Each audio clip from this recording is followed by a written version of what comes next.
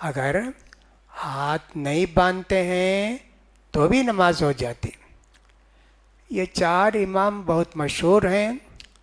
ایک امام کا نام ہے امام ابو حنیفہ رضی اللہ رحمۃ اللہ علیہ، ان کو ماننے والوں کو حنفی کہتے۔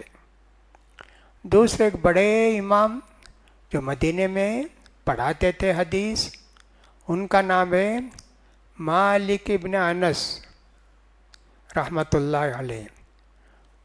ان کی باتوں کو، ان کے فقہ پر چلنے والوں کو مالکی کہتے ہیں۔ تیسرے ایک بڑے امام ہیں، ان کا نام ہے محمد بن ادریس، ان کو شافعی بھی کہتے ہیں۔ ان کو جب مانتے ہیں، ان کی باتوں پر عمل کرتے ہیں، انہوں نے جو حدیث سمجھ کر بتایا مسئلہ، ان کو کہتے ہیں شافعی۔ چوتھے بڑے امام ہیں احمد بن حنبل،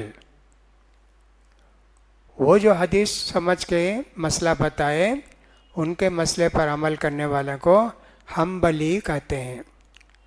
امام مالک رحمۃ اللہ علیہ کو وہ زمانے کے جو خلیفہ تھے بلائے، ان کو مارے، تکلیف ہوئی، ان کے ہاتھ اٹھانا مشکل تھا، اس لیے وہ ہاتھ نہیں باندھتے تھے، تکلیف تھی، ہاتھ چھوڑ کے نماز پڑھتے تھے۔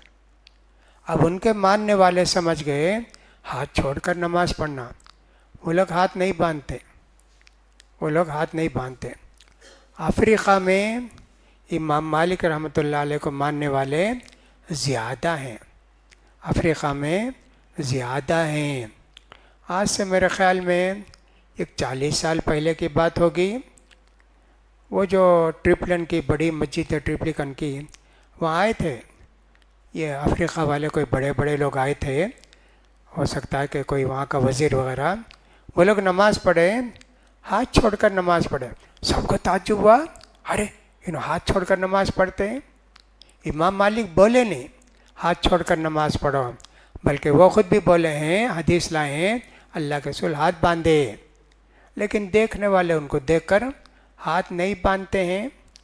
تو اس لیے میں نے کہا ہاتھ نہیں باندھے تو بھی نماز ہو جاتی، لیکن ہاتھ باندھنا سنت ہے، سنت پر عمل کرنے سے بہت ثواب ملتا ہے۔ امام کے پیچھے نماز پڑھتے ان کو مقتدی بولتے۔ اچھا، امام صاحب 3 رکعت مکمل کر دیے، 2 سجدے کر دیے، تیسرا سجدہ کرنے گئے، اللہ اکبر بولے رہیں گے تو سبحان اللہ بول دیے، گئے نہیں سجدے کو، 4 آدمی 5 آدمی اللہ اکبر بولے نا، انہوں بھی سجدے میں چلے گئے۔ اب ان کو بھی یاد نہیں، 3 سجدے کے 2 سجدے۔ اب یہاں تک کہ امام صاحب تشہد وغیرہ پڑھ کے سلام پھیرے، وہ لوگ بھی سلام پھیرے۔ اب ان کی نماز ہوئی کیا؟ انہیں تشہد کو بیٹھے تھے کیا؟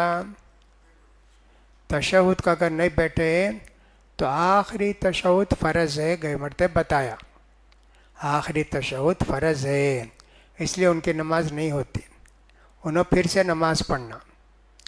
بہت ساری چیزیں ہیں، امام غلطی کرے تو مقتدی کی سزا۔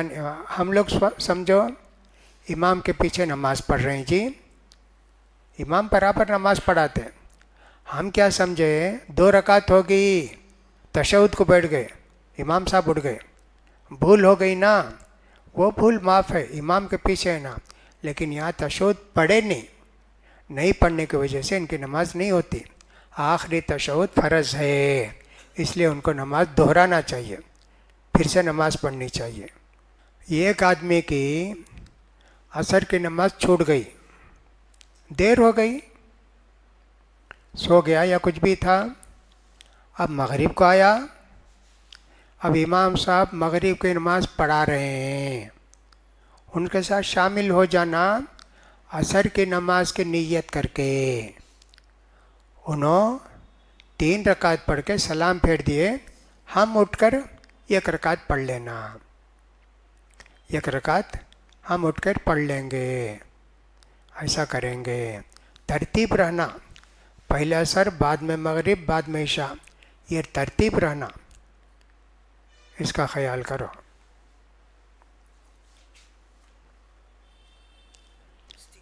اب اس میں ایک چیز یہ بھی ہے، ایک آدمی کی نماز مغرب کی چھوٹ گئی جی، چھوٹ گئی، عشاء میں آیا، عشاء 4 مغرب 3، وہ کیا کرے گا؟ مغرب کی نیت کر کے امام کے ساتھ شامل ہو جائے گا۔ اب مغرب تو 3، امام صاحب چوتھی رکعت پڑھائیں گے نا عشاء میں، اب یہ کیا کرے گا؟ 3 رکعت پڑھ کے بیٹھا رہے گا، امام صاحب کے ساتھ سلام پھیرے گا، پھر اس کا بعد عشاء پڑھے گا الگ سے۔ نہیں تو بعض حدیثوں سے، بعض علماء کے فتوے سے یہ 3 رکعت انہیں بیٹھا تشہد کو، انہوں تو امام صاحب چوتھی رکعت میں تشہد کو بیٹھ کے سلام پھیر کے عشاء میں شامل ہو جانا، اس کو 1 رکعت مل جائے گی، باقی 3 رکعت پڑھے گا، دونوں جائز ہے۔ بیٹھے بیٹھے مغرب پڑھ لیا، پھر اس کا الگ سے مغرب پڑھا۔ دوسرا یہ ہے، چوتھی رکعت کے امام صاحب کھڑے ہوئے، یہ آدمی 3 رکعت ہوتے ہی تشہد پڑھ کے سلام پھیر دیا، امام کے ساتھ مل گیا عشاء کی نیت کر کے، دونوں صورتیں جائز ہیں۔ اگر کوئی کام ہے، ضروری کام ہے، سمجھ میں نہیں آتا ہے کیا کرنا، بیپار شروع کرنا نہیں کرنا، بیٹی کا رشتہ آیا ہے، بہن کا رشتہ آیا ہے، منظور کرنا نہیں کرنا، اس کے لیے استخارے کی نماز پڑھتے ہیں۔ استخارے کی نماز دن میں، رات میں کب بھی پڑھ سکتے ہیں، لیکن عام طور پر لوگ عشاء کے بعد سونے سے پہلے 2 رکعت نفل نماز پڑھ کے اللہ سے دعا کرتے ہیں، اللہ یہ کام، یہ بیپار، یہ رشتہ، یہ فلاں چیز میرے لیے بہتر ہو تو آسان کر اللہ، اور میرے لیے اس میں دنیا آخرت کی برکت رکھ، اور اگر یہ کام، یہ رشتہ، یہ بیپار میرے لیے مناسب نہ ہو تو اللہ میرے دل کو پھیر دے اللہ، اور یہ کام میرے لیے مشکل کر دے، جہاں میرے لیے اچھا ہو وہاں تو اللہ بتا۔ عربی میں دعا کرتے، اگر عربی تم کو نہیں آتی نماز میں تو نماز پڑھ کے 2 رکعت اللہ سے آپ دعا کیجئے اردو میں، جو بھی سے بولا نا وہ، یہ چیز کیا ہے؟ رشتہ، بیٹی کا، بہن کا، بیپار کرنا چاہتے ہیں، حلال بیپار، یہ کرے تو کپڑے کا بیپار اچھا رہے گا کیا، فلاں بیپار کرے تو اچھا رہے گا کا، اس طرح کریں گے تو اس استخارے کی نماز بولتے۔ عورت بھی کر سکتی، مرد بھی کر سکتے، دن میں بھی کر سکتے، رات میں بھی کر سکتے۔ کبھی کبھی خواب میں نظر آتا، جیسے بیٹی کا رشتہ ہے، بیٹی گئی، روشن ہے گھر، اچھا بیٹی جا کے اچھا رہے گی بھائی، اندھیرا گھر ہے، نہیں جی مصیبت میں رہے گی، یہ رشتہ نہیں کرنا۔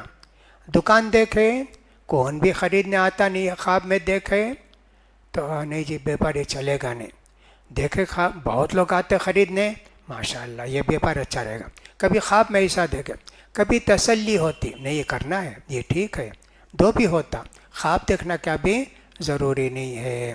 وآخر دعوانا الحمدللہ رب العالمین۔